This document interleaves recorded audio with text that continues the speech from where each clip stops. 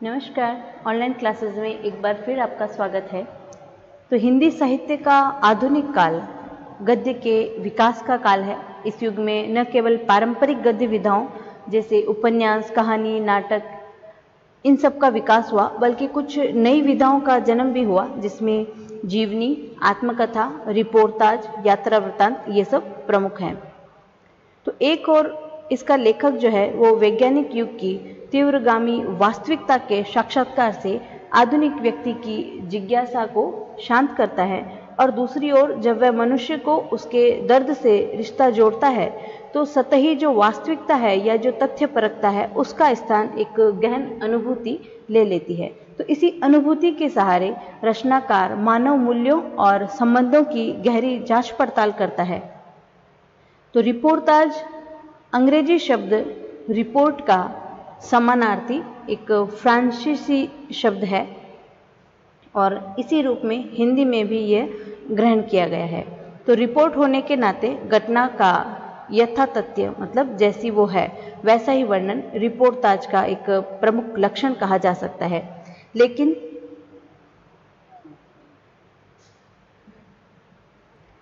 जो हिंदी साहित्य कोश है उसमें उसकी परिभाषा कुछ इस प्रकार दी गई है कि रिपोर्ट के कलात्मक और साहित्यिक रूप को ही रिपोर्टाज कहते हैं। तो इसका कहने का तात्पर्य यह है कि रिपोर्टाज ऐसी रिपोर्ट है जिसमें साहित्यिकता और कलात्मकता का समावेश किया गया हो। तो अब सवाल यह है कि कौन से तत्व हैं जो एक रिपोर्ट को, घटना के वर्णन को श्रेष्ठ कलात्मक साहित्य रूप बनाते हैं। तो अधिकतर जो साहित्यकार हैं उनका मानना है कि रिपोर्टाज में भावना का आवेग होता है, और वह आवेग जो मनुष्य के संघर्ष को जन्म देता है। तो रिपोर्टाज के केंद्र में जो घटना या तथ्य रहता है उसका संबंध मनुष्य और उसके संघर्ष से होता है। तो रिपोर्टाज का जो स्वरूप है वो घटनापरक होते हुए भी एक सृजनात्मक और साहित्य कहा जा सकता है। तो घटना के यथातथ्य विवरण पर बल देते हुए भी यहाँ तथ्य को तराशना और आकार देना, ये क्या है? मानवीय सत्य। तो रिपोर्टाज में घटना का सतही रूप नहीं रहता है, जो घट रहा है मात्र उतना ही सच नहीं है। तो घटना यहाँ एक प्रक्रिया कही जा सकती है। तो युग संघर्ष, युग चेतना, मनुष्य और उसका समाज, हास विकास, इन सब शक्तियों के भीतर वो समाहित रहता है। तो रिपोर्टाज में जहाँ मानवीय संवेदनाएं और मानवीय सरोकार इतने महत्वपूर्ण हैं, वहीं लेखक के दृष्टिकोण का भी महत्वपूर्ण योगदान कहा जा सकता है। तो साहित्यकार अपने रचना कर्म का जो निर्वाह है वो एक युग दृष्टा की तरह करता है। तो रिपोर्टाज का जो संबंध होता है वो किससे होता है? वर्तमान से। तो इसलिए कुछ समीक्षक तात्कालिकता को रिपोर्टाज का आवश्यक तत्व मानते हैं। तो पत्रकारिता जो है उससे जुड़े होने के कारण रिपोर्टाज किसी भी घटना की तात्कालिक रिपोर्ट होती है, या फिर किसी भी घटना पर लेखक की एक तीव्र भावात्मक प्रतिक्रिया उसको हम कह सकते हैं। तो इसी संदर्भ में यह कहा जा सकता है कि रिपोर्टाज यथार्थ पर टिकी हुई एक विधा है, और यही तत्व उसे जीवंतता प्रदान करता है। लेकिन इसका वर्तमान, भूत और भविष्य से कटा हुआ नहीं होता। तो सार रूप में हम ये कह सकते हैं कि रिपोर्टाज आधुनिक हिंदी गद्य की एक नवीन विधा है। इसके केंद्र में घटना का वह स्वरूप रहता है जो व्यापक मानवीय सत्य से जुड़कर के एक स्थायी साहित्य रूप में बदल जाता है। तो तथ्य को सत्य में परिवर्तित करने में लेखक के दृष्टिकोण का विशेष महत्व रहता है। तो लेखक का दृष्टिकोण अतिवाद से हटकर के लेखक की पक्षधरता का परिचायक है। तो वर्तमान पर केंद्रित होते हुए भी रिपोर्टाज घटना के इतिहास और उसके भविष्य निर्देशों से जुड़ा रहता है। तो एक विधा के रूप में रिपोर्टाज का जो विकास है वो द्वितीय विश्व युद्ध से संबंधित रहा है। द्वितीय विश्व युद्ध के समय साहित्यकारों ने युद्ध क्षेत्रों से महायुद्ध की जो विभीषिका है उसका ऐसा जीवंत वर्णन प्रस्तुत किया कि इससे पहले की जो प्रचलित रिपोर्ट है उसकी जो विधागत सीमाएं हैं उनको उसने तोड़ डाला, और रिपोर्टाज नामक एक साहित्यिक विधा का जन्म हुआ। तो इस प्रकार रिपोर्टाज की जो परंपरा है वो हम कब से मानेंगे? द्वितीय विश्व युद्ध के बाद, द्वितीय विश्व युद्ध के समय से। तो रिपोर्ट की जो विधा है उसमें इसके लेखकों ने एक और मनुष्य की मानवीयता को झकझोरा तो दूसरी ओर राष्ट्रीय भावना से ओतप्रोत अपने देश के साहसी योद्धाओं के पराक्रम और बलिदान का आंखों देखा वर्णन प्रस्तुत किया। तो हिंदी में रिपोर्टाज की जो परंपरा है उसका प्रारंभ दिसंबर 1938 में एक रूपाब नाम से एक पत्रिका थी, उसमें शिवदान सिंह चौहान की रचना लक्ष्मीपुरा के नाम से माना जाता है। तो कन्हैयालाल मिश्र जो प्रभाकर है उनका नाम भी इसमें उल्लेखनीय है। वो बहुत पहले से रिपोर्टाज लिख रहे थे, जिनका संकलन उन्होंने 1953 में क्षण बोले कण मुस्काए इस नाम से प्रकाशित करवाया। तो इस विधा का महत्व समझकर उसके विकास का मार्ग प्रशस्त करने का जो श्रेय जाता है वो जाता है शिवदान सिंह चौहान को। तो उस समय के ये हंस पत्रिका के संपादक रहे हैं। उन्होंने अपना देश नाम से एक स्थायी स्तंभ प्रारंभ किया था, जिसमें हर महीने एक रिपोर्टाज प्रकाशित होता था। तो शिवदान सिंह चौहान द्वारा रचित जो रिपोर्टाज है उसमें मौत के खिलाफ जिंदगी की लड़ाई इस स्तंभ की पहली कड़ी के रूप में प्रकाशित हुआ था। तो हंस पत्रिका में ही समाचार और विचार नाम से एक और स्तंभ निकला था, उसमें जो सामग्री है वो रिपोर्टाज की ही होती थी। उसके बाद 1944 में विशाल भारत एक पत्र निकलता था, उसमें रांगे राघव ने बंगाल के अकाल पर अदम्य जीवन शीर्षक से स्थायी महत्व के रिपोर्टाज लिखे थे। उसका क्या नाम था? अदम्य जीवन, ये उस रिपोर्टाज का शीर्षक था। तो जो बाद में तूफानों के बीच नाम से संकलित किए गए थे।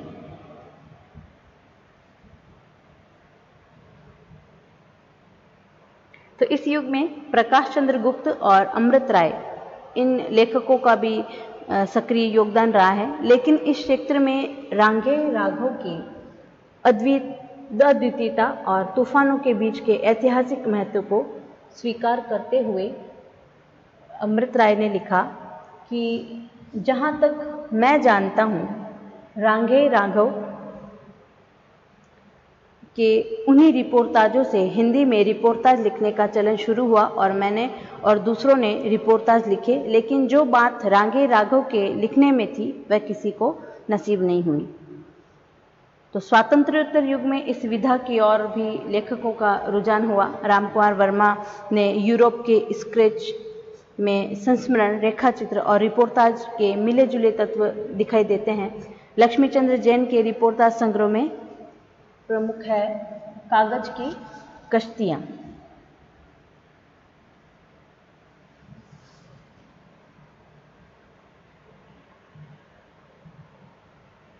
और नए रंग नए ढंग।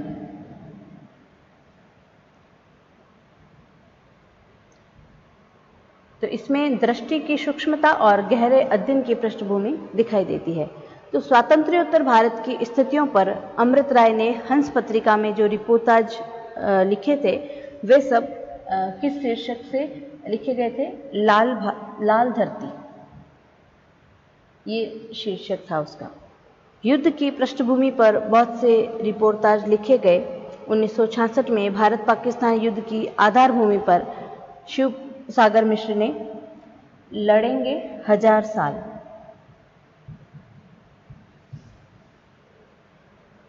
इस शीर्षक से रिपोर्टाज लिखी।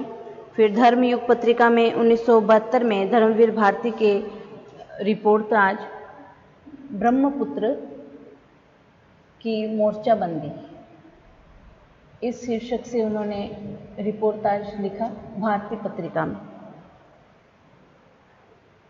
धर्मयुग पत्रिका में और दानव की वृत्ति नाम से इन्होंने रिपोर्टाज लिखा, जो बाद में युद्ध क्षेत्र और मुक्त क्षेत्र शीर्षक से प्रकाशित हुआ था। तो स्वातंत्र्योत्तर भारत से पहले फणीश्वरनाथ रेणु के जो निबंध संग्रह हैं, श्रुत और अश्रुत पूर्व, और नेपाल मेरी सानवा इस नाम से रिपोर्ताज संग्रहित है। तो रेणु के अन्य जो प्रमुख रिपोर्ताज संग्रह है उसमें है ऋण जल और धन जल, नेपाली क्रांति कथा। तो फणीश्वरनाथ रेणु के रिपोर्ताजों में भावना की दुनिया का एक नया संदर्भ है जिसमें अनेक क्रांति कथाएं उभर करके आई है। तो स्वातंत्र्योत्तर भारत के गांवों के दुख दर्द की अभिव्यक्ति है विवेक राय के रिपोर्ताज जुलूस रुका।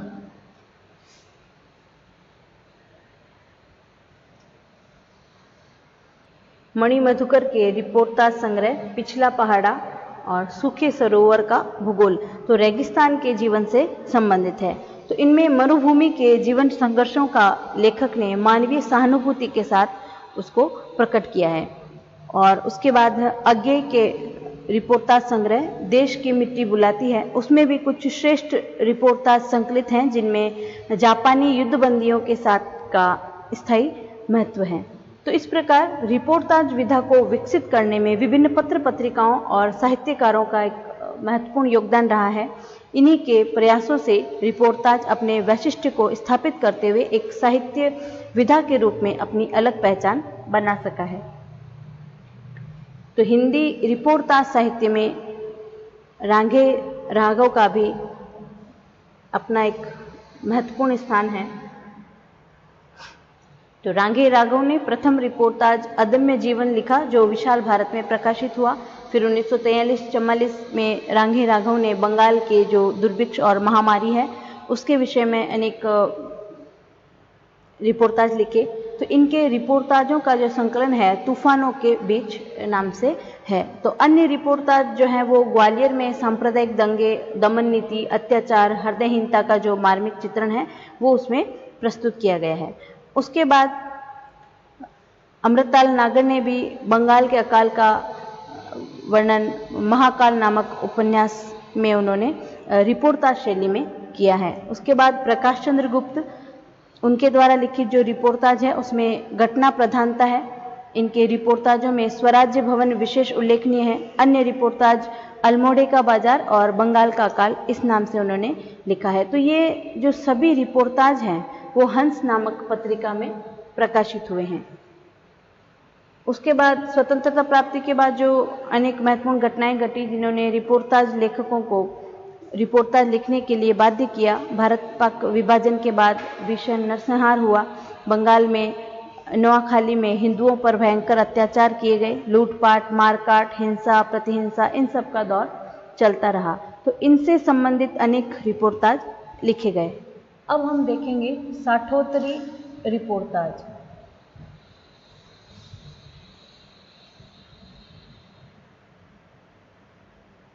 साठोत्तरी मतलब 1960 के बाद जो रिपोर्ताज लिखे गए थे। तो सन 1965 से सन 1971 में भारत पाकिस्तान युद्ध हुए थे। सन 1962 में भारत चीन युद्ध हुआ था। इन युद्धों से संबंधित रिपोर्ताज लिखे गए। इसके अलावा भारत पर अनेक आपदाएं आई, बाढ़, अकाल, सूखा, अग्निकांड, भूकंप, आतंकवाद, विमान दुर्घटना, तो इन सब पर भी रिपोर्ताज लिखे गए। तो 1971 में धर्मवीर भारती ने बांग्लादेश स्वाधीनता जो संग्राम हुआ था उसके बारे में बांग्लादेश से धर्म भारती ने अनेक रिपोर्ताज भेजे जो धर्म युग में प्रकाशित हुए थे। उसके बाद डॉक्टर भगवत शरण उपाध्याय, फणीश्वरनाथ रेणु, जगदीश प्रसाद चतुर्वेदी, निर्मल वर्मा, कमलेश्वर और लक्ष्मीकांत वर्मा, तो इन सभी ने जो रिपोर्ताज लेखक हैं उन्होंने रिपोर्ताज की रचना की जो तत्कालीन प्रकाशित होने वाली दिनमान, नयापथ, माध्यम, ज्ञानोदय, कल्पना, सारिका, अवकाश, सूर्या, हिंदी एक्सप्रेस, रविवार और साप्ताहिक हिंदुस्तान, इन पत्रिकाओं में समय समय पर विभिन्न स्तंभों में प्रकाशित होते रहे। तो इन पत्रिकाओं का रिपोर्ताज लिखने में विशेष योगदान रहा है। उसके बाद डॉक्टर बालकृष्ण राव, इन्होंने वर्षों तक कल्पना पत्रिका के कमलाकांत जी ने कहा नामक स्थायी स्तंभ में रिपोर्ताज लिखे। तो स्थायी स्तंभ का नाम क्या था, कमलाकांत जी ने कहा। उसके बाद ख्वाजा अहमद अब्बास, उन्होंने 1968 में सारिका जो पत्रिका है उसके कई अंकों में ख्वाजा अहमद अब्बास ने बिहार की डायरी नाम से बिहार के सूखे पर, बिहार के अकाल पर अनेक रिपोर्टाज भी प्रकाशित करवाए। मैडम पेन नहीं। उसके बाद है निर्मल वर्मा। निर्मल वर्मा का रिपोर्टाज प्रातः एक स्वप्न धर्म युग में प्रकाशित हुआ था, जिन्होंने चेकोस्लोवाकिया में प्रविष्ट रूसी सेनाओं पर भावनात्मक और संवेदनात्मक रिपोर्टाज की रचना प्रस्तुत की थी। तो वर्तमान काल में साहित्यिक गोष्ठियों, सभाओं, सम्मेलनों, अधिवेशनों आदि के आधार पर लिखे गए रिपोर्टाज सभी पत्र पत्रिकाओं में प्रकाशित होने लगे हैं। तो उसका माध्यम पत्रिका के अनेक वर्षों तक विवेचक तथा गोष्ठी प्रसंग से संबंधित जो रिपोर्टाज हैं वो प्रकाशित होते रहे। तो वर्तमान काल में समसामयिक घटनाओं, महत्वपूर्ण प्रकाशनों, साहित्यकारों के जन्म दिवस, उपाधि पत्र दिए जाने और सम्मानित किए जाने के अवसर पर जो गोष्ठियाँ और सम्मेलनों का आयोजन किया जाता है, उस समय रिपोर्टाज लिखे जाते रहे और प्रकाशित होते रहे। स्मारिकाएं भी प्रकाशित होती है। रिपोर्टाज की विशिष्ट शैली का उपन्यासों में जो पर्याप्त प्रयोग होने लगा था। रिपोर्टाज शैली के माध्यम से लिखी गई आधुनिक साहित्यकारों की अनेक उत्कृष्ट औपन्यासिक कृतियां दिखाई देती है। तो साहित्यकार की संवेदनशीलता बढ़ जाने पर उसकी रिपोर्टाज लेखन शैली सशक्त और प्रभावोत्पन्न हो जाती है। युद्ध की विभीषिका और अकाल की भयंकरता, मानव समाज को प्रभावित करने वाली एक हृदय विदारक घटना के घटित होने पर रिपोर्टाज लेखक घटना के वैविध्य को रिपोर्टाज शैली का रूप देकर के पाठकों के सामने प्रस्तुत करता है और उसका दिल दहल जाता है। तो वर्तमान काल में प्रौढ़, उत्कृष्ट और सरस साहित्यिक शैली में रिपोर्टाज लिखने वालों में प्रमुख हैं उपेंद्रनाथ अश्क, तो जिन्होंने पहाड़ों में प्रेम में गीत नाम से रिपोर्टाज लिखा। रामनारायण उपाध्याय, इसमें गरीब और अमीर पुस्तकें, ये एक रिपोर्टाज का संग्रह है जिसका शीर्षक क्या था, गरीब और अमीर पुस्तकें। शिव सागर मिश्र, वे लड़ेंगे हजार साल। भदंत कौशल्यायन की देश की मिट्टी बुलाती है। डॉक्टर धर्मवीर भारती की युद्ध यात्रा। कामता प्रसाद गुप्त की काम एवं मैं छोटा नागपुर से बोल रहा हूँ। जगदीश चंद्र जैन की पिकिंग की डायरी। यशपाल की चक्कर क्लब। विवेकी राय की जुलूस रुका हुआ है। कन्हैयालाल मिश्र प्रभाकर की क्षण बोले कण मुस्कुराए। फणीश्वरनाथ रेणु की ऋण जल धन जल, नेपाली क्रांति और लाल भारती, एकलव्य के नोट्स और शुद्ध अशुद्ध पर्व। फिर प्रभाकर माचवे की गौरी नजारों में। शमशेर बहादुर सिंह की प्लाट का मोर्चा। वाचस्पति उपाध्याय की हरा भरा जनतंत्र है सूख गया स्वातंत्र्य।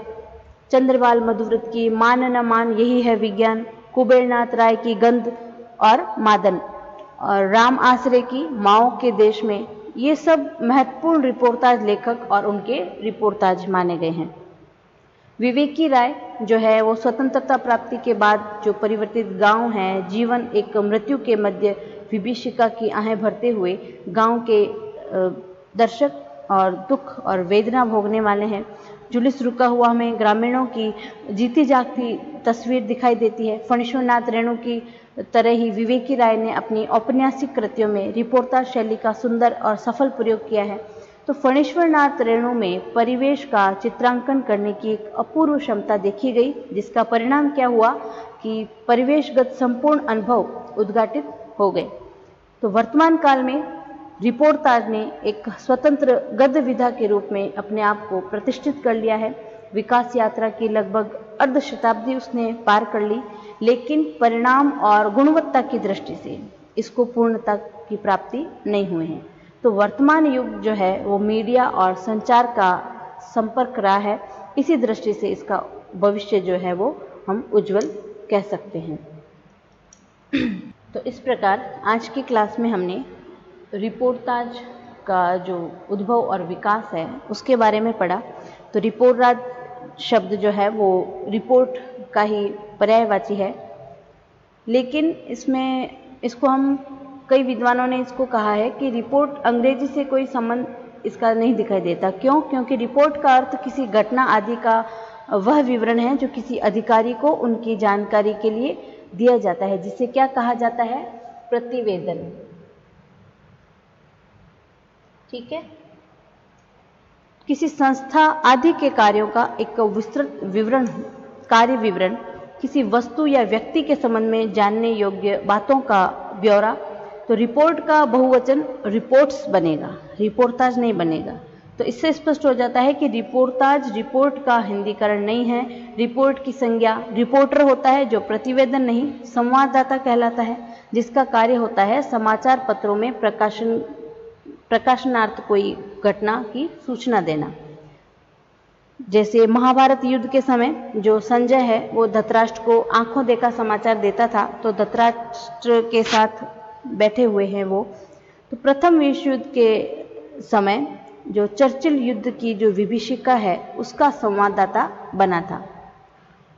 इसलिए ये कहना है कि प्रथम विश्व युद्ध के समय रिपोर्टाज का आविर्भाव हुआ, ये गलत है। आविर्भाव तो महाभारत काल में ही हो गया था, जब संजय जो है महाभारत युद्ध का सीधा प्रसारण, लाइव टेलीकास्ट जिसको हम कह सकते हैं, वो धृतराष्ट्र को दिखाता है, आंखों देखा हाल महाभारत युद्ध का बताता है। तो इस प्रकार हम रिपोर्टाज का